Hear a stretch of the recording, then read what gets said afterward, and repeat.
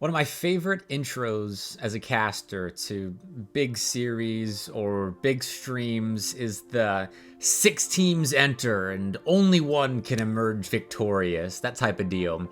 And today that's kind of the gist of the state of the SEL. We have our top 6 in the fall split playoffs, and I want to go through each team in depth and give them all the love in the world for making it this far. And also, I will be doing predictions at the end of the video, so make sure you stay tuned for that. I know all of you love my predictions, but here we go with the top 6 in the SEL Fall Split Playoffs.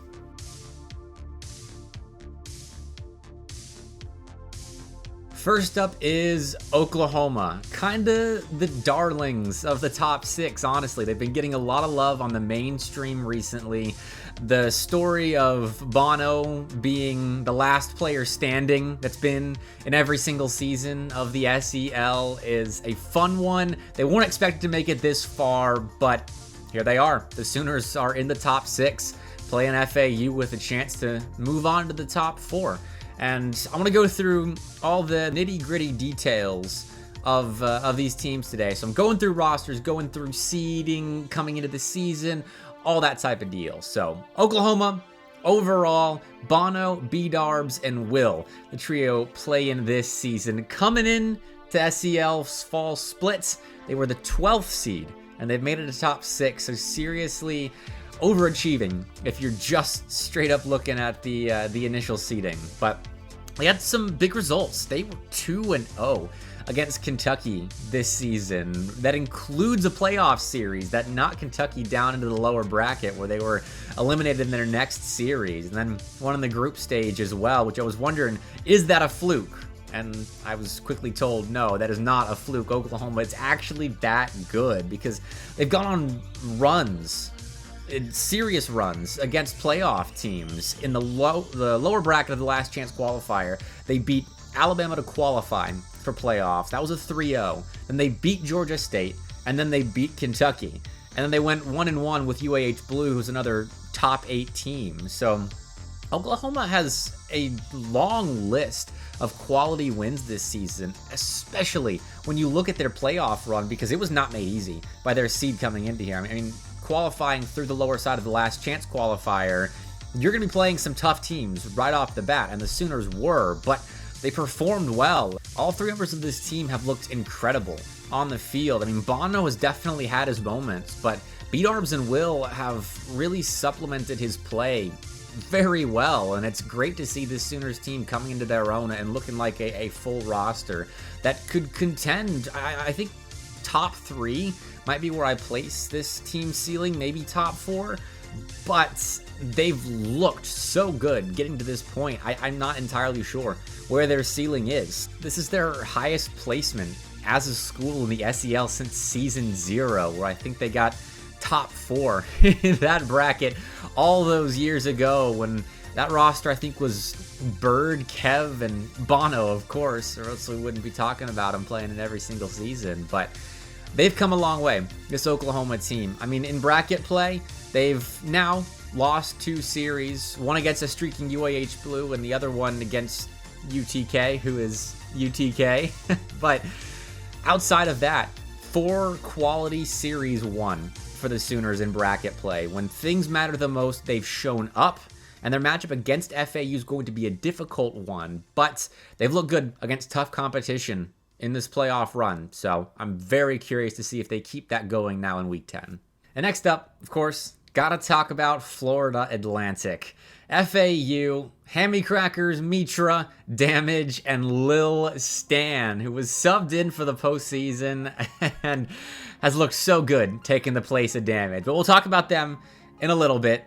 First of all, FAU coming into this season was seeded 17th, which straight up, I disagreed with that when it first came out. I still disagree with that, even though, you know, now it's easy to disagree with that considering their placement in the top 6 at the bare minimum right now. But I digress. They've had some quality wins this season. If you look at their playoff run, a 3-1 over King to start that off, with Lil Stan in place of Damage.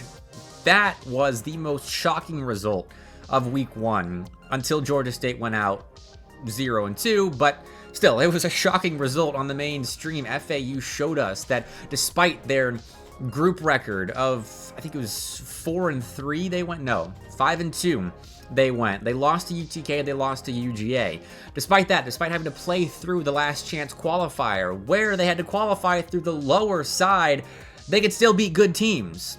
And that was an important tone-setting win, I think, against King. Now, I wasn't a complete believer in that series win because King missed a lot of opportunities in that best of 5, but FAU's backed it up since then.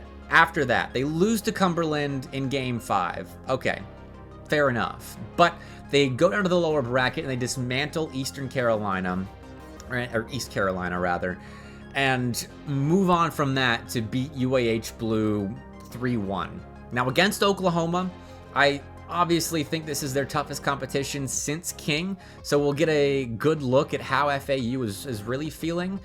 But they've looked good in the series they've played, and that's what you have to do. You have to beat the team in front of you, and FAU has. They're 9-5 overall, though, which is the most losses of any of the top 6 teams that we're talking about today, but they have been performing extremely well in the CCA Open. They have been a consistent top 12 team. They've got 3 9th place through 12th place finishes, and then 1 13th through 16th in the 4 CCA Opens that have been played. So FAU is looking good in the SEL, outside of the SEL, and that's a very important combination. Like, we can talk about SEL results all we want, but these teams are playing in different leagues at the same time, and FAU has shown a lot of people that they are a good bracket team that can beat good teams. So FAU playing Oklahoma. I'm going to predict it later. I'm not predicting it now, so make sure you watch till the end of the video. But Cumberland, next up on the docket. They're playing King. It's Skyline, Aurora, and Magic. A trio that I've been a little critical of this season after watching them not have a good performance on land, the Bluegrass Boost battle, but apparently doesn't matter because in the SEL, they are continuing to get quality wins. Their only losses have come against Georgia State, when Georgia State was on a hot streak during group play, and then Florida State, who have been on a hot streak, period. And they've gotten quality wins. The Game 5 win over FAU in Winners Round 2, that is an extremely quality win, considering that was an Owls roster that had just beaten King. So get that win in Game 5. They 3-0'd Bama in group play, which I'm throwing in there as well because I rate Bama as a quality team. But Cumberland 8-2 overall. Despite my criticisms, they have only lost twice to really good sides, and they got top 16 in the most recent CCA Open, which, you know, top 16, you're going out first round in day 2, but it's still a top 16. You still have to make it through a gauntlet of a bracket to get to that point. So Skyline, Aurora, Magic, they've figured it out. I mean, Aurora is a mechanical demon. I think at times Skyline and Magic don't play around him perfectly and vice versa. But when they have figured it out, when this team is playing near their ceiling, they are a deadly roster. And I think this is another school that's flown under the radar with this being their first SEL season. They haven't gotten as much media love maybe as they should be, but as the 6th seed coming in, top 6 right now, they're playing a full-strength King, but I think they've got the potential to beat King. They just have to show up on Wednesday and prove to everyone that they are a top 4 team and probably beyond. And King, I had to leave them for last in the lower bracket. They are the talk of the town. They have been for the majority of the SEL season. I mean, first 6 weeks of group play, 18-0 in games, 6-0 in series. Then they lose to Kentucky, which is still one of the top narratives in week 4 of groups.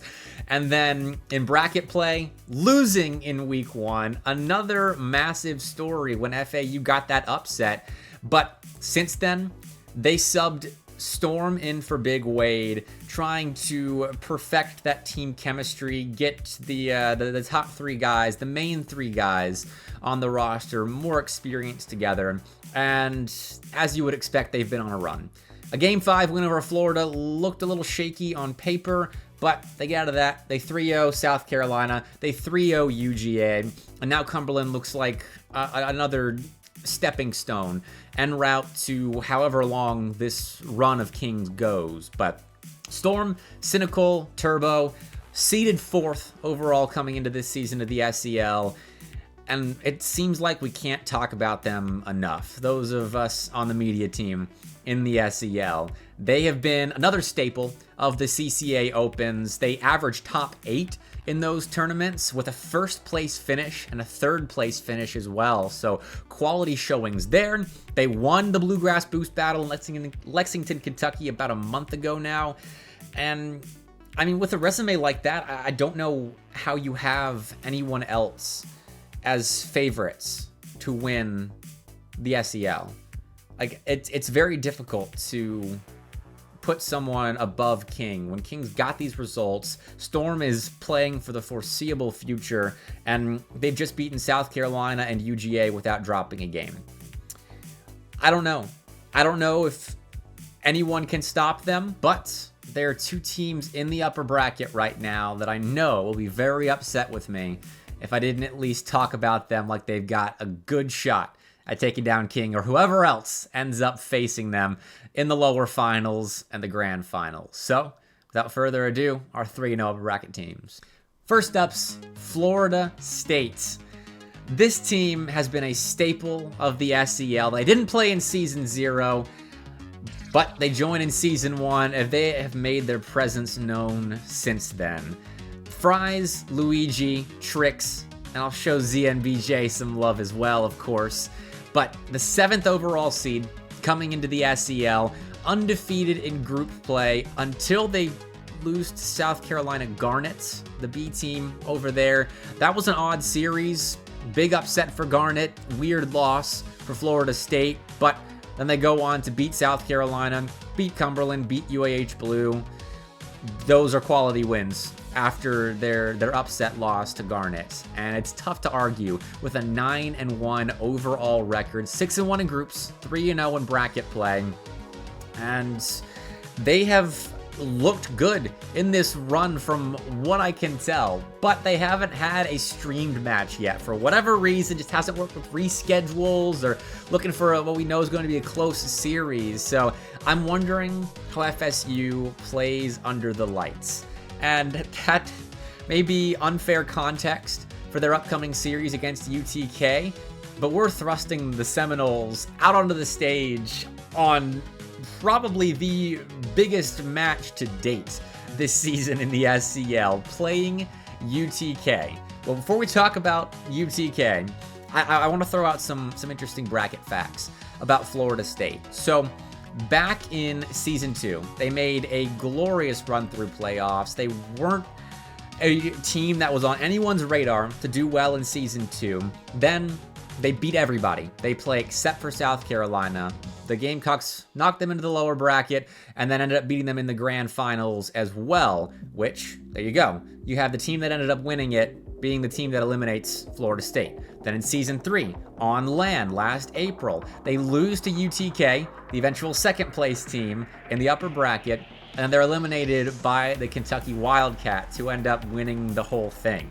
So Florida State, in the last 2 playoff brackets, has been both knocked down to the lower bracket and then eliminated by either the team that ended up winning it all or the team that finished 2nd place. So, interesting little stat there. Season 1 kind of messes that up. I was hoping it would be every single playoff that's been the case, but you're going to thank the Texas Snooze for screwing that one up for me. But last 2 playoffs, so interesting to think about. Florida State, if they do end up losing, then we could have a good notion as to who might be winning the whole thing. Which, speaking of, the favorites to do exactly that right now, UTK.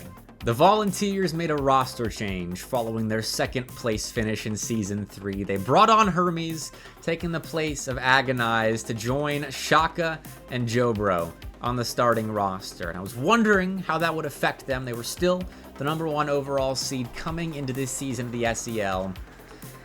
and they've proven themselves time and time again. They are 10-0 overall this season. 7 wins in group play, 3 wins in bracket play. That includes beating FAU, UGA, South Carolina, Oklahoma, and then that's not even listing the 3 other teams that made the playoffs in this fall split that UTK has beaten. They are 7-0 against top 16 SEL teams.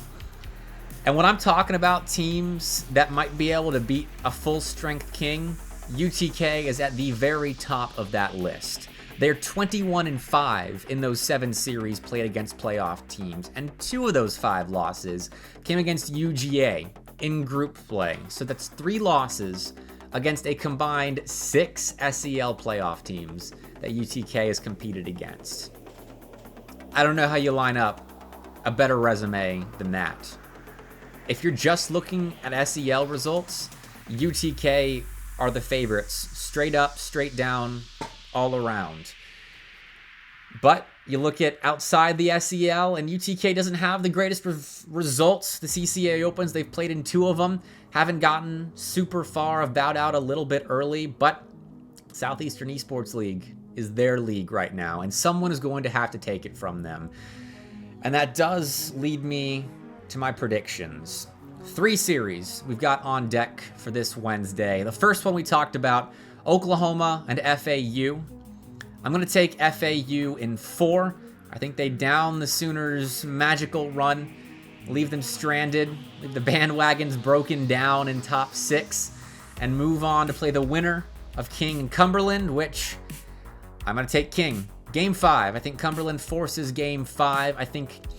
I hope, honestly, that they are on Wednesday and they stick it to King, because Cumberland's ceiling, I think, is pretty close to the top 48 in North American CRL. They just have to hit that ceiling or get close to it. I never like claiming I know exactly where a team's ceiling is, but I think Cumberland's is very high, and I think they can show that against King in this playoff match. But I do think King clutches it up in Game 5, and then FSU, UTK. My brain says 3-0 UTK, but out of respect for Florida State, I think they force Game 5. I think with the season that they're having, being 1 game away from being undefeated just like UTK is, I think Florida State on stream is going to give us a show. So there's my predictions. Like it or not, I appreciate you watching, even if you do hate my predictions, all you players and fans out there. So leave a like, subscribe, all of that fun stuff, and make sure you tune in to the HSV Gaming Oasis Twitch channel, 6 to 8 Central Time this Wednesday for incredible playoff action. The SEL does not disappoint, and it will not this week. So tune in. I'll be there. I'll see you there. But until then.